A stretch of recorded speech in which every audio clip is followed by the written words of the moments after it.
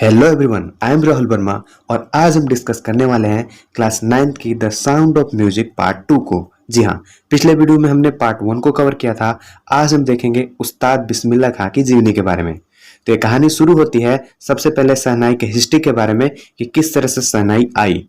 तो यहाँ पर कहानी जो है वो बताई जाती है औरंगजेब के समय की, कि जब औरंगजेब था तो उस समय एक वाद्य यंत्र था जिसका नाम था पुंगी। वो पुंगी से बिल्कुल अच्छा साउंड नहीं आता था, जो औरंगजेब को पसंद नहीं था। तो उसने क्या किया, उस पुंगी को बैन कर दिया। इसके बाद जो है उसका विकल्प जो है एक नाई ने निकाला। उसने जो है उसी पुंगे की तरह लेकिन उससे थोड़ी चौड़ी जो है एक लकड़ी जो खोखला थी उसको लिया और उसमें उसने 7 छेद किए। और 7 छेद करने के बाद एक एक करके एक छेद को बंद करके एक छेद को खोल के जो है उसे बजाना जब शुरू किया तो उससे बहुत ही मधुर ध्वनि निकली, जो औरंगजेब को भी पसंद आई।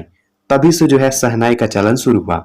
तो इस कहानी में जो उस्ताद बिस्मिल्लाह खां हैं उनके जीवनी के बारे में बताया गया कि किस तरह से उन्होंने शहनाई सीखा।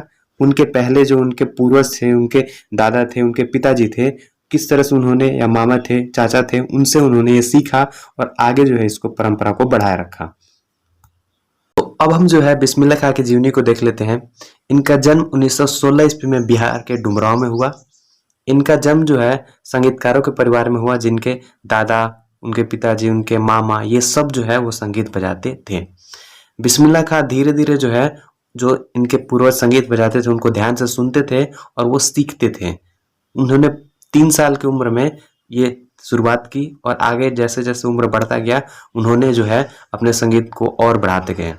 उन्हें 5 साल की उम्र में जो एक मंदिर में भोजपुरी चाता गाया जाता था, उसमें उन्होंने बेहतरीन गाने के लिए वहाँ के जो राजा थे उस समय के, उसको जो 1.5 किलो का लगभग एक बहुत बड़ा लड्डू दिया।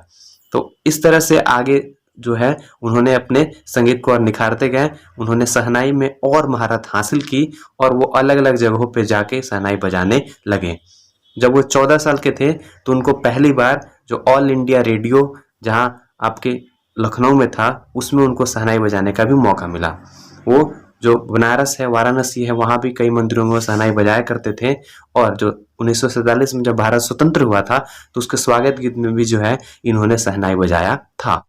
उस्ताद बिस्मिल्लाह खां को 2 फिल्मों में भी काम करने का मौका मिला।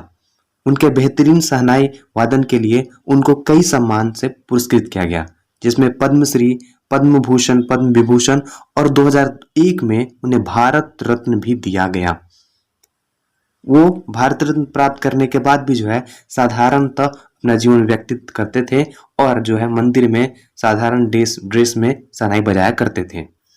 उनको कई देशों ने जो है आमंत्रित किया अपने देश में शहनाई बजाने के लिए, जिसमें अमेरिका और अब जो अफगानिस्तान था उनका पहला ट्रिप था जहां पर उन्होंने जाके शहनाई बजाई थी। इस तरह से जो उनकी शहनाई की गूंज है वो सिर्फ भारत तक नहीं रही, बल्कि पूरी दुनिया ने उनकी शहनाई की गूंज सुनी।